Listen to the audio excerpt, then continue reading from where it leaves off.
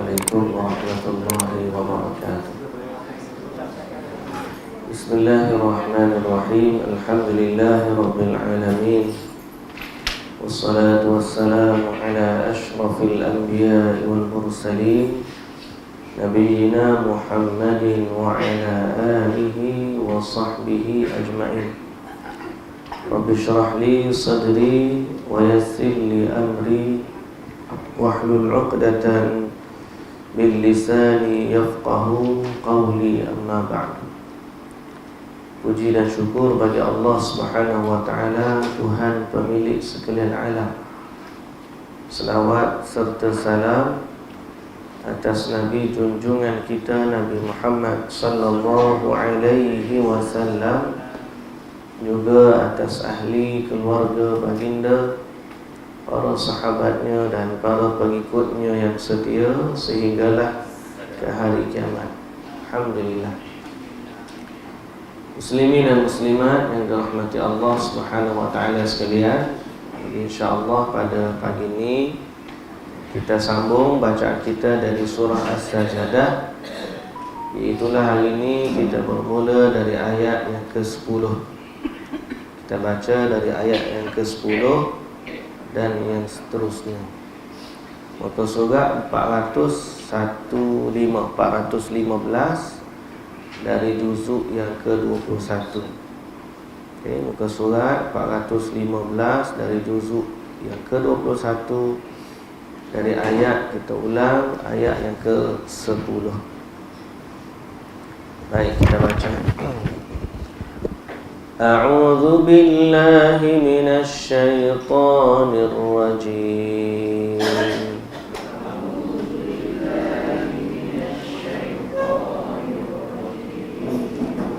Bismillahirrahmanirrahim.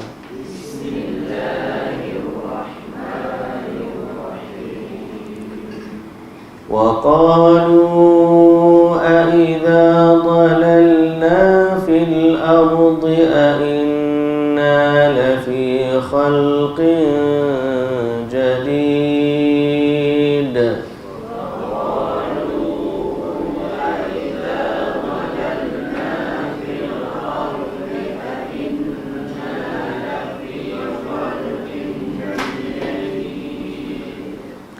بَلْ هُمْ بِلِقَاءِ رَبِّهِمْ كَافِرُونَ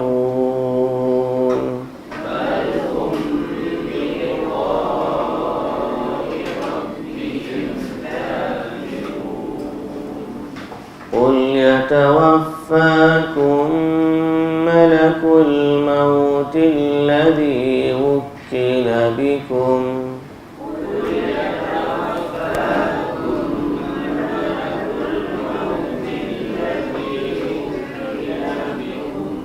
ثم إلى ربكم ترجعون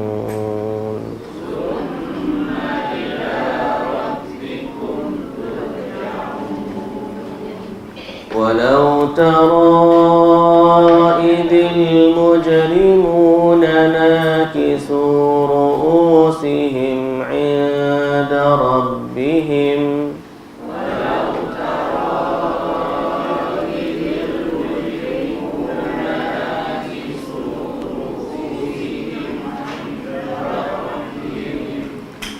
ربنا أبصرنا وسمعنا فارجعنا نعمل صالحا إنا موقنون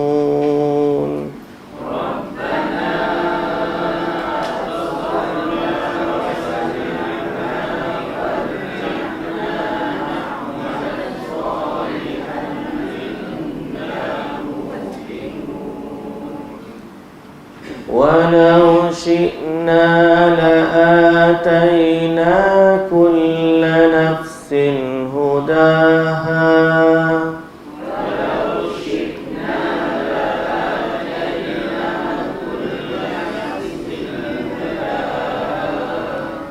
ولكن حق القول مني لأ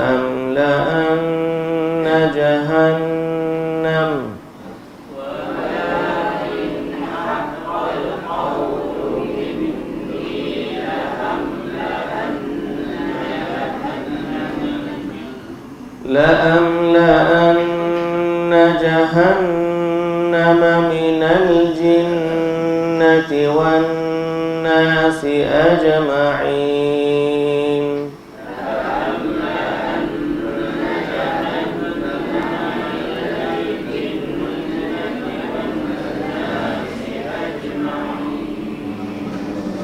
فذوقوا بما نسيتم لقاء يومكم هذا إنا نسيناكم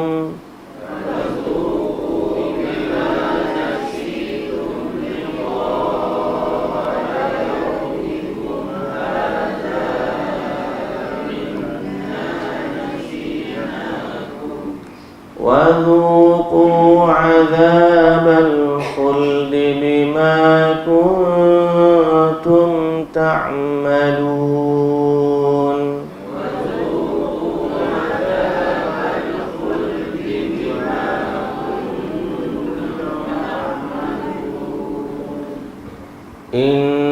إنما يؤمن بآياتنا الذين إذا ذكروا بها خروا سجدا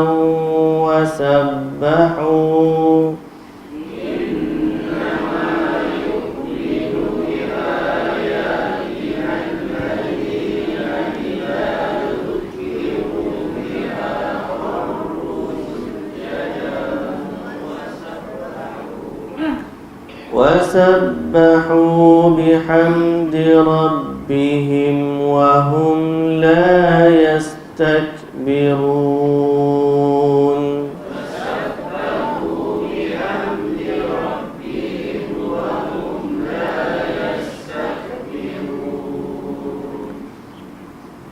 تتجافى جنوبهم عن المضاجع يدعون ربهم خوفا وطمعا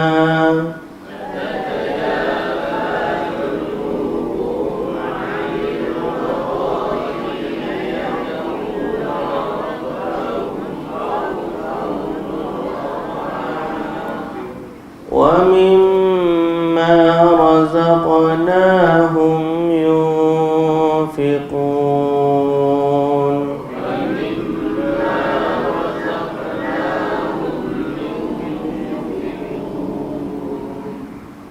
فلا تعلم نفس ما أخفي لهم من قرة أعين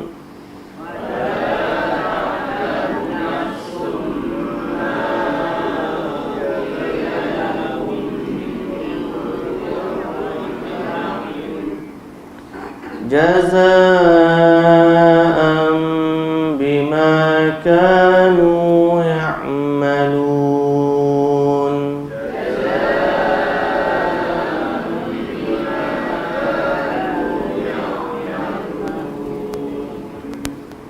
أفمن كان مؤمنا كمن كان فاسقا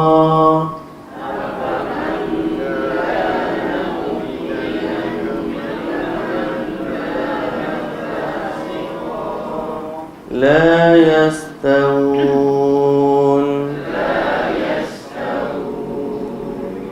أما الذين آمنوا وعملوا الصالحات فلهم جنات المأوى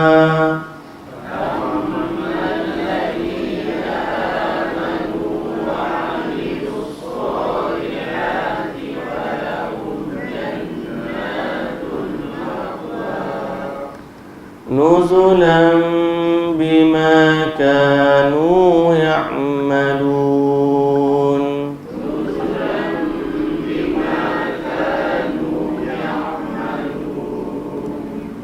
وأما الذين فسقوا فمأواهم النار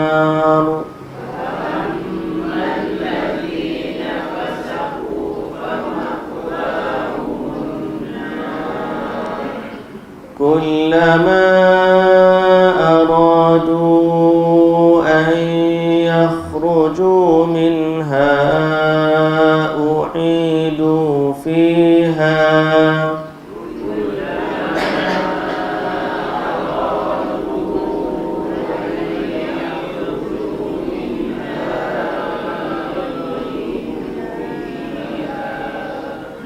وقيل لهم ذوقوا عذاب النار الذي كنتم به تكذبون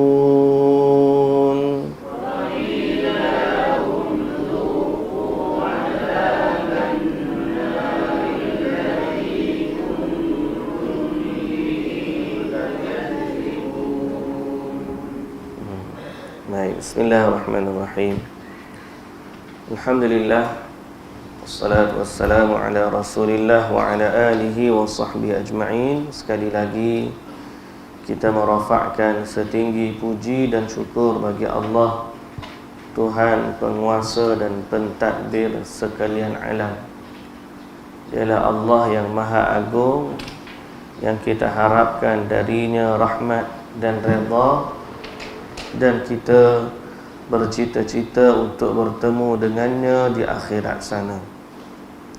Selawat dan salam atas Nabi junjungan Nabi kita Muhammad sallallahu alaihi wasallam, juga para ahli keluarga baginda, para sahabatnya dan para pengikutnya yang setia sehinggalah ke hari kiamat. Alhamdulillah.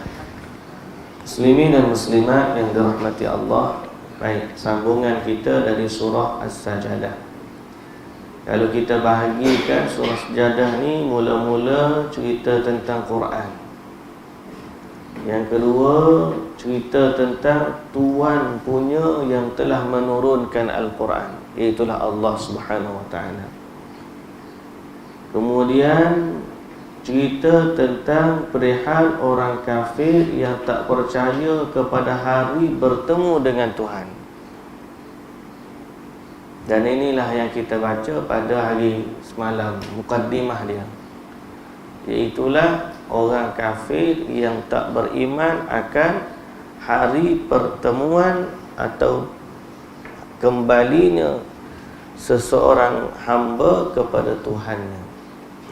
Itu ayat yang kita baca. Dan ada chapter-chapter lain yang mungkin nanti kita akan sebut beberapa bila sampai kepada tempatnya. Jadi hari ini cerita tentang keadaan perihal orang yang tidak beriman kepada hari kiamat, dan juga jawapan Allah kepada mereka. Di mana dalam ayat yang ke-10 Allah Ta'ala kata, ayat ni kita baca dah semalam, wa qalu a idza dhalalna fil ardi a inna la fi khalqin jadid. Mereka berkata, iaitu orang-orang kafir yang tak beriman, a idza dhalalna fil ardi, apakah apabila kita dah hilang dalam tanah, yakni hancur, hilang dalam tanah, a inna la fi khalqin jadid, kemudian kita akan dihidupkan semula sebagai ciptaan yang baru.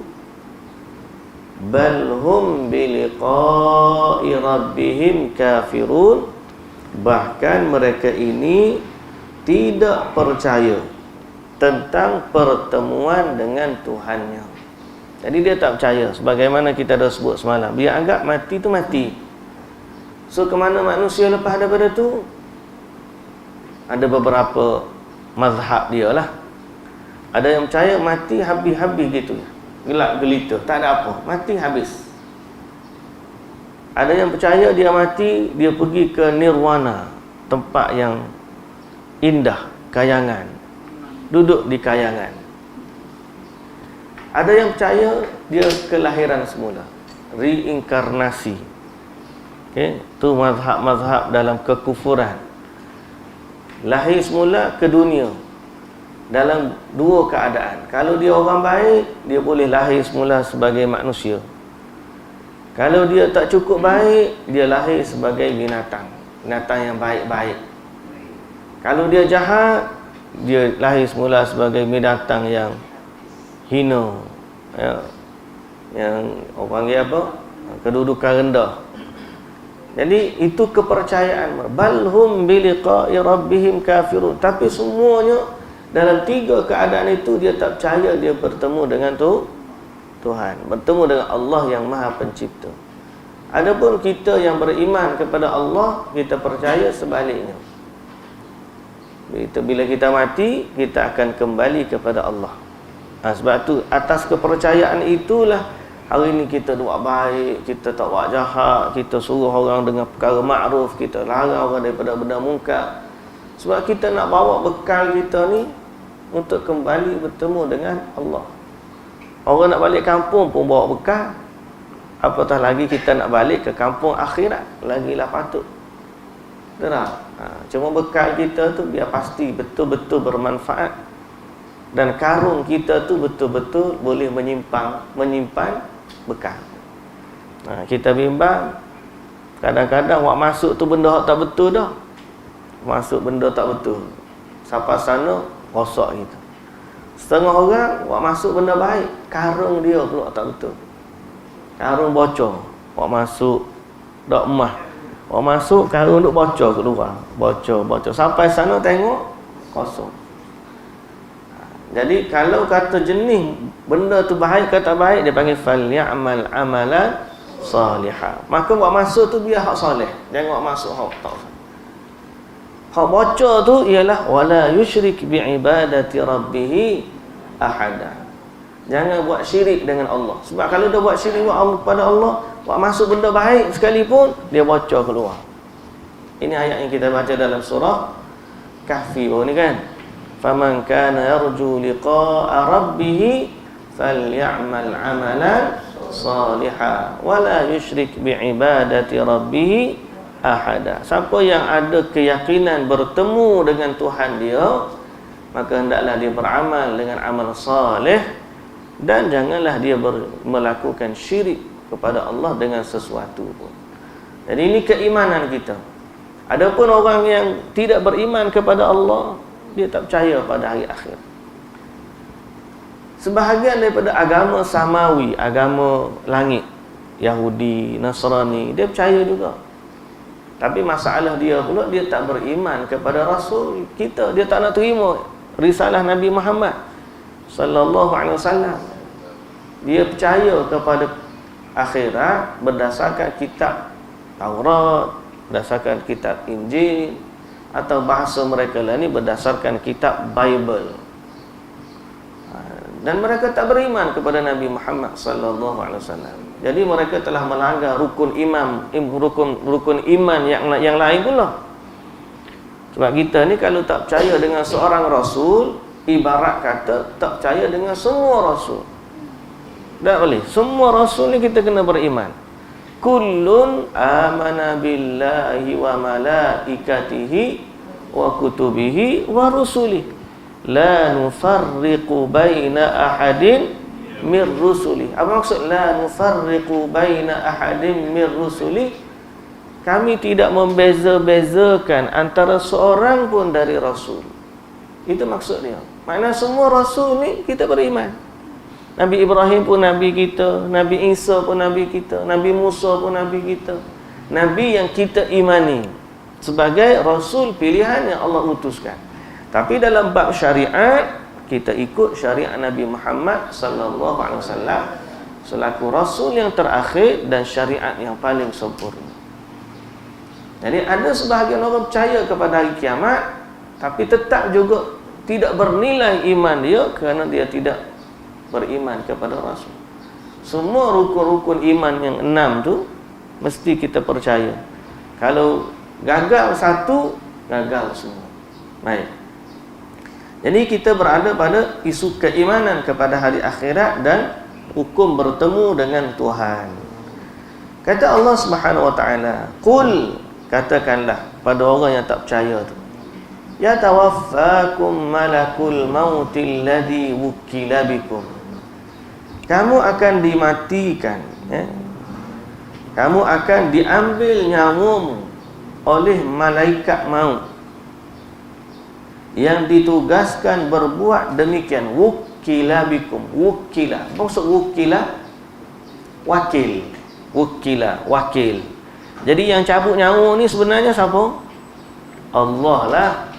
Allah wakilkan, Allah bagi tugas ni kepada malaikat maut.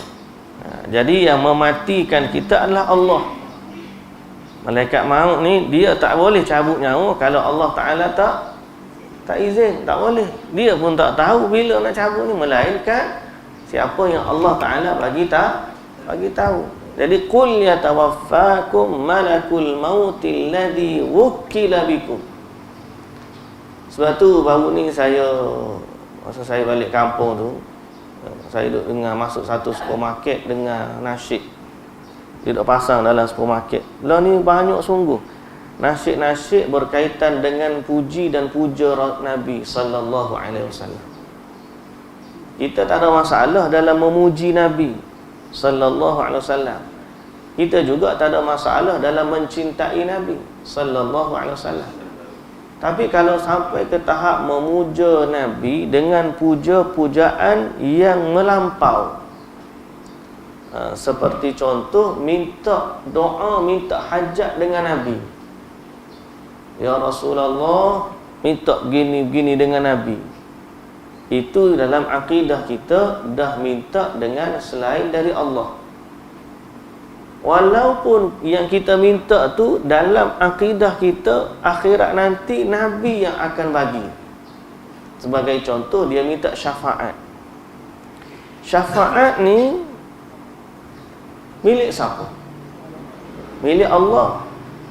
Allah Ta'ala kata dalam ayat kursi, man dzalladzi yashfa'u indahu illa bi'idnih. Maksud dia apa?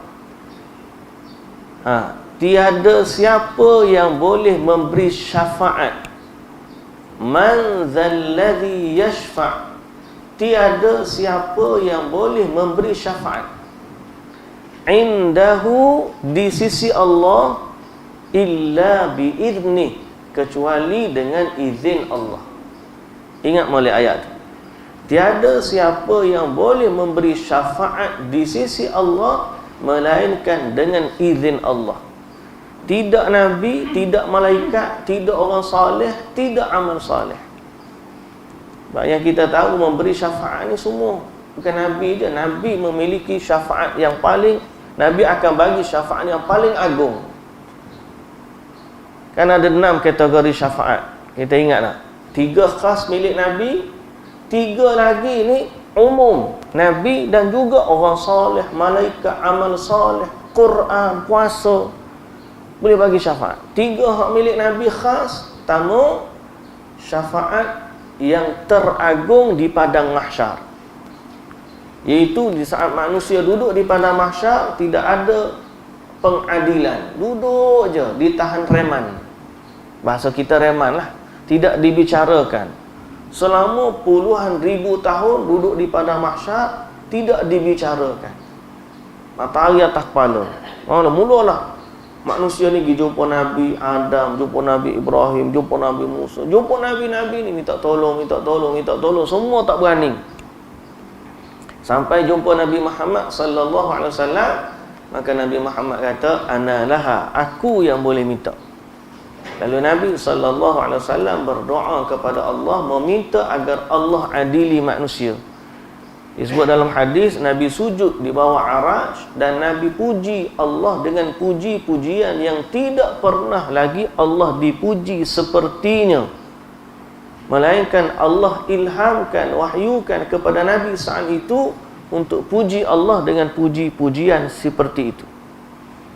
Setelah daripada Nabi puji Allah, minta kepada Allah beberapa waktu yang lama, yang kita tak tahu berapa lama, akhirnya Allah Ta'ala kata kepada Nabi sallallahu alaihi wasallam, irfa' ra'sak, angkatlah kepala kamu daripada sujud tu, bangkitlah dari sujud.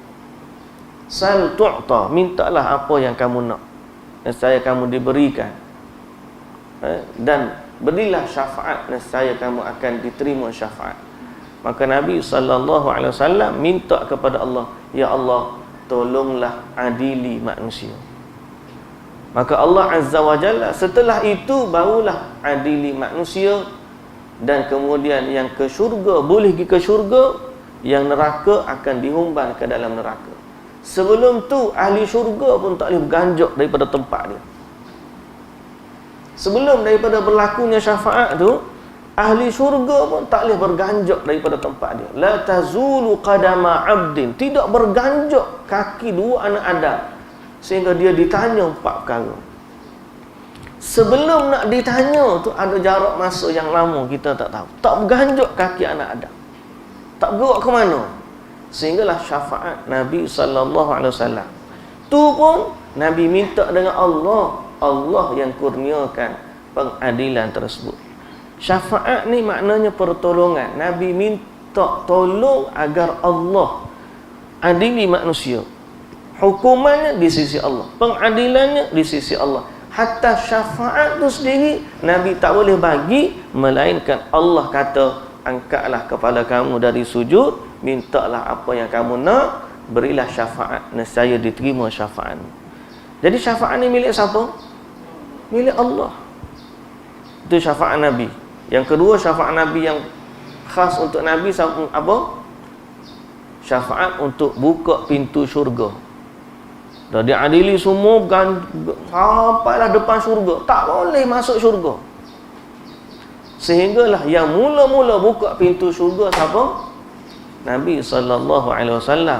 Bila Nabi buka pintu syurga, barulah boleh masuk syurga. Yang ketiga, syafaat untuk keluarkan Abu Talib. Itulah pakcik dia yang kufur, mungkin keluarkan untuk ringankan azab dari orang yang kafir. Berlaku kepada Abu Talib. Orang lain tak boleh tolong. Siapa-siapa pun orang kafir tidak boleh dia tolong. Melainkan dalam bab ni Nabi sallallahu alaihi wasallam itu pun tak boleh keluar daripada neraka. Adapun syafaat tiga lagi syafaat ni apa dia? Lain daripada tu. Syafaat mengeluarkan ahli neraka dari neraka. Dia dah masuk neraka dah, diminta kepada Allah, ya Allah, ampunkanlah dosa dia, keluarkanlah dia daripada neraka. Maka syafaat ni boleh Nabi boleh bagi, malaikat boleh bagi, orang salih boleh bagi, orang mati syahid boleh bagi. Siapa lagi? Semua orang. Yang penting dia minta dengan Allah, kalau Allah terima, Allah bagi. Yang kelima, syafaat menyelamatkan daripada neraka. Maknanya orang ni setelah panggil pembicaraan, dia patutnya dimasukkan ke dalam neraka. Tapi ada orang bagi syafaat, ya Allah, dia ni kawan aku, ya Allah, begini. Janganlah masukkan dia ke dalam api neraka. Lalu dengan syafaat orang tu, dia diselamatkan daripada neraka, tak kena masuk neraka, terus masuk syurga. Ini jenis yang kedua. Yang ketiga, syafaat meninggikan martabat di dalam syurga.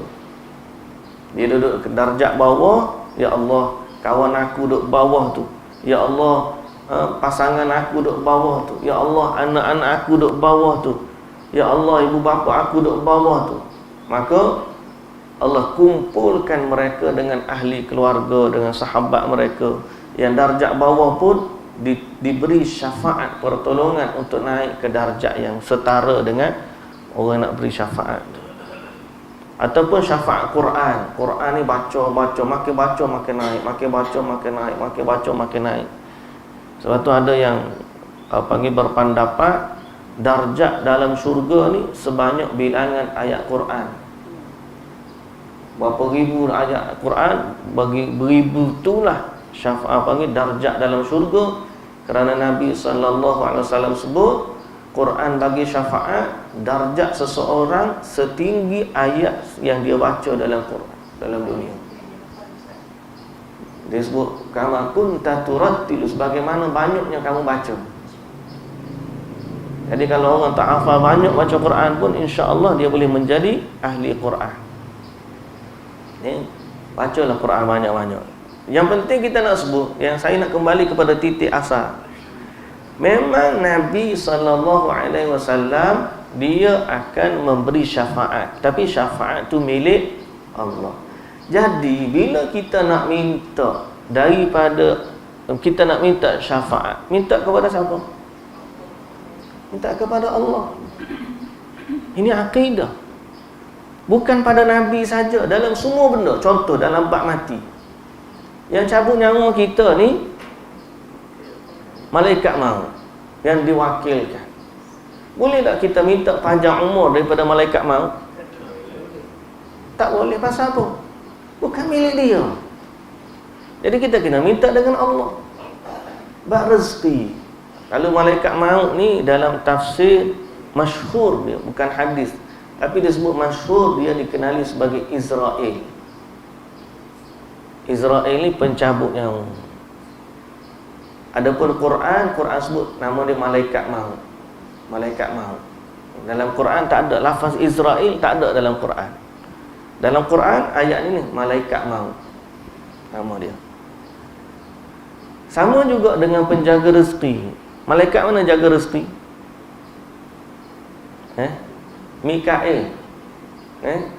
Turun hujan. Malaikat Mikail. Boleh tak kita minta dengan dia hujan atau rezeki? Tak boleh. Minta dengan Allah, walaupun dia yang jaga. Jadi malaikat-malaikat adalah petugas-petugas, tentera-tentera yang Allah Azza wa Jalla bagikan tugas kepada mereka. Adapun hak sebenarnya tak milik Allah. Begitulah juga dengan rasul-rasul. Mereka tugas dia menyampaikan kepada manusia. Syariat dan risalah tu milik Allah. Jadi kita sebagai orang beriman ni, kita kena faham apa yang menjadi hak Allah. Janganlah disyirikkan Allah dengan sesuatu pun selain Allah. Tidak malaikat, tidak nabi, apatah lagi hak rendah lagi kedudukan daripada malaikat dan nabi. Ni minta dengan wali. Allahu Akbar. Tok wali sekian-sekian, minta lah gini. Minta jodoh, minta rezeki, minta sihat dengan tok wali. Nabi pun kita tak boleh minta benda tu. Malaikat pun kita tak boleh minta. Kita kena minta dengan Allah Azza wa Jalla. Malaikat waktu Nabi hidup, Nabi boleh berdoa kepada Allah. Sahabat-sahabat lagi, ya Rasulullah, tolong doakan kami. Ya Rasulullah, mintalah kepada Allah gini-gini kepada kami. Itu boleh. Adapun seorang menjadikan Nabi sebagai tempatnya berdoa, ya Rasulullah, aghithna, tolonglah kami ya Rasulullah. Tolong ke apa tu? Minta tolong macam mana tu? Nabi SAW, dia bukan memiliki kekuasaan ghaib. Tanpa kita merendah-rendahkan kedudukan Nabi yang mulia. Memang Nabi mulia kerana dia terima wahyu, tapi dia tidak memiliki kekuasaan Tuhan. Dia Nabi utusan Allah. Qul la amliku li nafsi naf'an wa la darran illa ma sya Allah. Katakanlah wahai Muhammad, aku tidak memiliki untuk diriku sendiri pun tidak memiliki manfaat atau mudarat, melainkan apa yang Allah kehendaki. Kepada diri Nabi sendiri, Quran kata macam tu. Jadi berbalik kepada kisah tadi, bila saya balik kampung baru ni, dengar tu, Allahu Akbar. Banyaknya kita lah ni, orang kita ni, dalam soal puji Nabi, dia melampau. Ghulu, kita panggil ghulu. Minta syafaat daripada Nabi, minta pertolongan selamat daripada akhirat daripada Nabi, minta hajat daripada Nabi, minta hidayah daripada Nabi. Tak boleh. Semua tu milik Allah. Mintalah kepada Allah. Ni, mintalah kepada Allah Subhanahu wa ta'ala. Allahul musta'an. Kadang-kadang dalam bicara puji kita pada Nabi sebagai contoh, alimus sirri wa akhfa. Pernah kita baca kan? Alimus sirri wa akhfa, mustajibud da'awati. Apa maksud dia? Tak tahu dah nasyid kita ni. Itu yang masuk lagu. Ingat ke dulu masuk lagu Aikim Amrudia? Pernah dengar namanya? Masuk radio Aikim Amrudia. Taman Limaat lagu dia. Ingat? Kau tak ingat? Oh, kalau saya nyanyi kan lain pula jadinya. Taman Limaat itu Amrudia. Pasal dalam tu dia nyanyi ada bunyi Allah, Taman Limaat, Allah, bunyi lafaz Allah. Masuk radio Aikim. Rupa-rupanya tu lagu tu kalau di Mesir nak bawa lagu gelek. Tapi moga orang tahu bahasa Arab, asal bunyi Arab nasyid dia kata. Tak faham isi dia gapo. Aduh, pelik kita ni. Rupanya lagu, bukan nasyid. Kawan saya dia orang Nigeria. Kita pasang lagu Aikim. Ui, apa ni lagu dia tu? Mana tahu orang nak pasang dia tu. Ni radio Islam dah ni kita. Lagu ni dia tu. Bukan nasyid, lagu. Orang kita ni dia tak faham. Baik alimu sirri wa akhfa. Macam bagi contoh. Maksud apa? Yang mengetahui rahsia dan yang tersembunyi. Yang mengetahui rahsia, sirri ini rahsia. Wa akhfa ni yang tersembunyi. Nabi tahu ke benda tu? Nabi tahu apabila Allah bagi wahyu. Tapi atas sifat diri Nabi tak tahu benda gaib. Jadi sebab tu macam-macam kita ni. Tu tak, kita tak panggil lagi tu maqamul qiyam. Maqamul qiyam tu dia kalau Barzanji dia ada baca abtadiul baca dulu abtadiul imla, baca sapalah maqamul qiyam, mahalul qiyam pakak bangun. Bila bangun belakang tu ya sallallahu ala Muhammad. Selawat tu bagus dah. Puji tu. Bila dia pasang bab puji-pujian, ada lafaz-lafaz yang sepatutnya milik Allah. Mari pula dia kata marhaban Jaddal Husaini, marhaban. Aduh. Ya marhaban ya Nurul Aini. Nah. Marhaban Jaddal Husaini, marhaban ya Nurul Aini. Nah. Marhaban tu maksud selamat datang wahai atuk kepada Hasan dan Husain. Jaddal Husaini itu atuk kepada Hasan dan Husain. Bila kata selamat datang dan bila ada sifat berdiri, apa maksud dia? Setengah-setengah kepercayaan dia letak kursi pula. Pernah dengar? Orang letak kursi. Kalau kita tanya, kenapa dia letak kursi? Sebab dia i'tiqad bila dia baca tu Nabi hadir. Lepas tu dia kata selamat datang. Marhaban Jaddal Husaini. Jadi keyakinan macam tu sebenarnya pada kita bila kita belajar balik, takkanlah Nabi ni hadir macam tu. Tak ada. Nabi sallallahu alaihi wasallam tak hadir dalam majlis-majlis gitu dah. Kalau Nabi nak hadir, betul nak hadir, baik Nabi pergi tolong orang perang Palestin. Kalau Nabi nak hadir, betul Nabi boleh hadir, mesti Nabi hadir waktu Aisyah, isteri dia, perang dengan Ali, natu dia. Aisyah ni sampai perang dengan Ali dalam perang Siffin, perang Jamal, Kemudian Ali perang pula dengan Muawiyah dalam perang Siffin, bunuh antara sahabat.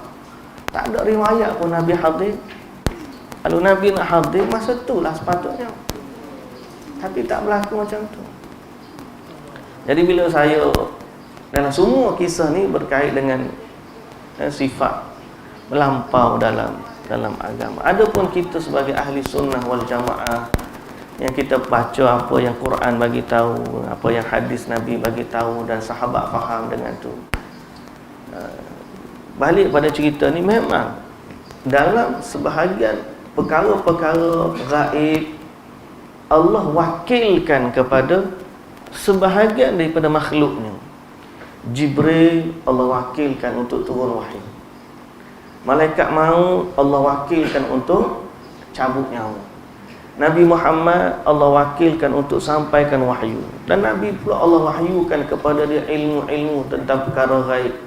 Tapi dalam semua keadaan tu, semua makhluk-makhluk ni akan tetap kekal sebagai makhluk, dan sekali-kali dia tidak akan jadi setanding dengan Tuhan. Jadi jangan kita angkat makhluk ni setanding Allah. Macam mana cara dia angkat? Dengan puji dan pujian. Puji dia dengan pujian yang layak kepada Allah. Tak boleh. Atau dengan kita doa kepada mereka. Sebab doa ni ibadat. Apabila seorang tu berdoa kepada makhluk, dia telah mengangkat orang tu setanding dengan Allah. Sebab tu kita tak boleh berdoa kepada makhluk. Sebaliknya kita berdoa kepada Allah Subhanahu Wa Taala. Jadi cara nak minta syafaat, cara betul macam mana? Jangan kata ya Rasulullah kurniakanlah kepadaku syafaatmu. Tak boleh. Kita kena kata apa? Ya Allah kurniakanlah kepadaku syafaat nabimu. Kita kena minta gitu. Ya Allah kurniakanlah kepada kami syafaat nabimu. Itu cara berdoa yang betul. Ya Allah panjangkanlah umur kami. Ya Allah akhirkanlah hidup kami dengan kehidupan pengakhiran yang baik. Ya Allah, di saat malaikat maut datang mencabut nyawa kami, biarkanlah dia cabut kami dalam keadaan kami mengucap la ilaha illallah. Kita sebut Allah, minta dengan Allah. Walaupun malaikat maut cabut nyawa, balik pada cerita asal kita, Allah Ta'ala sebut qul yatawaffakum malakul mautil ladzi wukila bikum. Maksud wukila, dia hanya wakil. Siapa pemilik sebenar? Allah. Allah lah yang menghidupkan, Allah lah yang mematikan. Malaikat maut ni hanya wakil dia saja. Orang tanya lagi, malaikat maut ni seorang ke ramai? Sudah. Malaikat maut ni seorang ke ramai? Satu. Kenapa kata satu? Sebab dalam Quran ni kata malakul, malak ni satu. Malaikah ramai. Jadi malaikat maut ni satu malaikat maut. Malaikat maut yang nama, kalau masyhur kata nama di Israel tu satu. Cuma disebut oleh dalam tafsir Imam Qatadah kata walahu qalahu Qatadah wa ghairu wahid walahu a'wan. Dia ni ada pembantu. Jadi sebab tu dalam satu masa boleh berlaku kematian di banyak tempat. Dan satu masa boleh berlaku kematian yang serentak. Pasal apa? Sebab malaikat maut ni ada pembantu.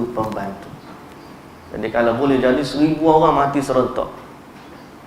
Macam mana malaikat maut nak cabut nyawa orang 1000 orang? Pasal dia ada pembantu. Tapi dia ni malaikat maut ni satu. Sebab Allah Ta'ala yang sebut qul yatawaffakum malakul maut. Malak ni isim mufrad, tunggal, satu. Jamak dia malaikah. Jadi malaikat tu lafaz plural, malak lafaz singular. Jadi jawapan dia malakul maut ni satu. Cuma walahu a'wan. Qul yatawaffakum malakul mautil ladzi wukila bikum thumma ila rabbikum turja'un. Jadi Allah Ta'ala suruh kata, bila kamu mati tu kena ingat, kamu mati tu sebenarnya malaikat maut cabut nyawa kerana Allah dah wakilkan kepada dia. Thumma ila rabbikum turja'un. Kemudian kamu akan kembali kepada Tuhanmu.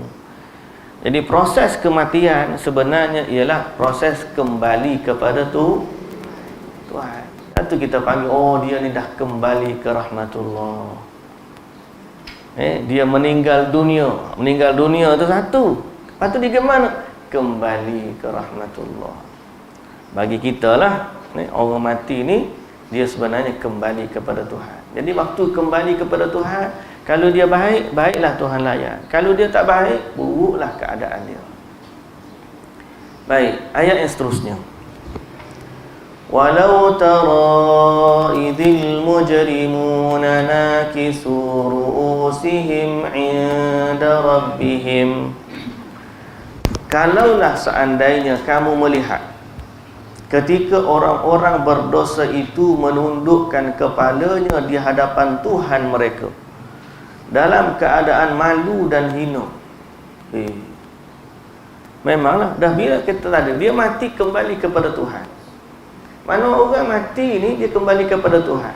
Bila orang jahat bertemu Tuhan, dia bertemu ni, dia bukan bertemu seperti mana orang mukmin bertemu dah. Dia tak boleh tengok pun. Dia tak boleh tengok pun. Malah orang lain bangkit, dia tak boleh bangkit pun. Nak sujud pun tak boleh. Tulang belakang dia jadi kerah. Dalam Quran sebut, tarhaquhum khashi'atan absaruhum tarhaquhum dhillah wa qad kanu yud'auna ila sujudi wa qad kanu tarhaquhum dhillah wa qad kanu yud'auna ila sujudi fala yastati'un.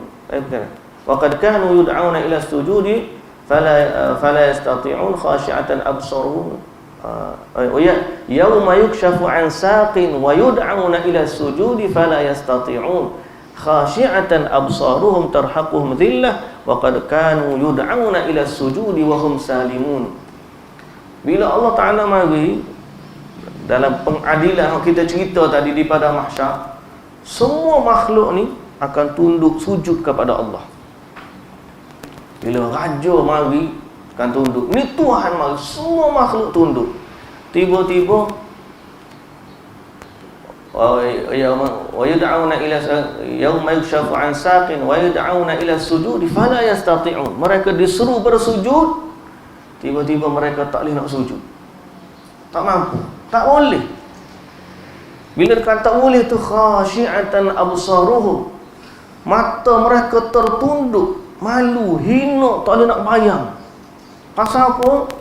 Tarhaquhum dhillah, diselubungi kehinaan. Orang lain sujud, dia tak boleh sujud. Pasal apa tak boleh sujud? Allah Ta'ala kata wa qad kanu yud'auna ila sujud. Sebab dulu di atas dunia dia pernah dah diseru untuk bersujud. Dalam keadaan dia masih sihat, dia diseru bersujud, tapi dia tidak bersujud. Di akhirat nanti. Jadi orang kafir ni bila dia jumpa dengan Tuhan tu, Allah ni, dia jumpa bukan dalam keadaan seperti mana orang beriman jumpa. Dia jumpa dalam keadaan hina, dalam keadaan takut. Dia tahu diri dia selama ni tak pernah sembah Tuhan. Kita kalau jumpa polis tak ada lesen pun takut dah. Gigil kalau jumpa polis tak ada lesen. Benar tak? Kalau masuk negara tak ada pasport, oh lah takutlah gitu. Jadi pendatang asing takut jumpa polis, terketar. Ni sampai hari akhirat jumpa Tuhan yang maha berkuasa, yang maha agung, yang azabnya sangat dahsyat. Tiba-tiba dia bukan ahli, orang panggil yang beriman kepada Tuhan tersebut. Oh memang hina sungguh. Jadi Allah Ta'ala kata walau tara idil mujrimuna nakisu ru'usihim. Bila kamu tengok, kalaulah kamu nampak keadaan orang jahat ni, orang yang tak beriman, mujrimun, orang yang buat jahat ni, nakisu ru'usihim, tunduk kepala mereka, tunduk sungguh. Orang berdosa tunduk ru'usihim inda rabbihim, di sisi Tuhan mereka. Tunduk kerana hinanya. Lalu mereka kata apa? Rabbana, ya Allah, Tuhan kami. Dia sebut pula Tuhan kami. Memang masa tu dia sebutlah. Absarna, kami dah nampak dah. Wa sami'na, kami pun dah dengar dah. Farji'na, boleh dah kembalikan kami. Tujuan apa? Na'mal salihan, kami nak buat amal salih. Inna muqinun, sekarang ni kami dah yakin. Kami dah yakin. Masa tu baru yakin. Orang yang yakin masa tu tak ada dah. Ini kita sebab tu hari ni alhamdulillah Allah bagi kepada kita keimanan, boleh baca Quran, boleh tahu cerita ni walaupun belum berlaku lagi, dan kita yakin ini pasti benar. Mereka kata inna muqin, masa tu kita kata hari ni la ilaha illallah, kita kata tidak ada Tuhan yang berhak disembah melainkan Allah. Maka orang yang mati bawa kalimah ni dia sampai depan Allah, dia akan kata ya Allah, aku beriman kepada dia, selamat. Orang tak beriman, orang jahat, Rabbana absarna wa sami'na farji'na, ya Allah nampak dah, ya Allah dengar dah, ya Allah boleh tak nak balik semula, ya Allah kami nak balik semula, nak buat amal soleh. Sekarang ni kami dah yakin ya Allah. Inilah ayat dia ni. Rabbana absarna wa sami'na farji'na na'mal salihan inna muqinun. Ialah ayat rintihan orang kafir setelah menghadap Allah dalam keadaan mereka tidak beriman dan dalam keadaan mereka berbuat dosa. Kalaulah kita boleh baca dengan bahasa kita, Allahu Akbar. Tapi muka kita ni, Quran ni bahasa Arab, kita boleh baca terjemahan dia. Hak paling baik tuan-tuan, kita faham bahasa Arab. Bila baca ayat Quran tu, kita dengar tu, kita faham dah. Rabbana, ya Allah, absarna, nampak dah ya Allah. Wa sami'na, dengar dah. Farji'na, boleh dah kami nak balik semula. Na'mal salihan, untuk kami buat baik, amal soleh ya Allah. Inna muqinun, sekarang ni kami dah yakin dah ya Allah. Kalau dengar rintihan dia tu tak cukup sayu lagi tu. Kalau betul-betul di hadapan Allah, rasanya lagi sayu daripada tu. Allah Ta'ala kata walau syi'na la'ataina kulla nafsin hudaha. Kalau kami nak, boleh saja kami bagi semua orang, kami bagi hidayah. Walakin haqqal qawlu minni, akan tetapi telah tetap ketetapan dariku, la'amla'anna jahannam, aku akan penuhi neraka jahannam dengan jin, minal jinnati, daripada jin, wan nasi, dan manusia ajma'in, semua. Jadi maknanya yang kamu minta ni Allah Ta'ala tak perkenankan, kerana Allah dah tetapkan ada di kalangan jin dan manusia akan masuk neraka, dan munglah hak tidak beriman ni akan dihumbankan ke dalam api neraka. Jadi minta dengan Allah masa tu tidak lagi bermanfaat. Jadi hari ni kita baca ni, Allahu Akbar.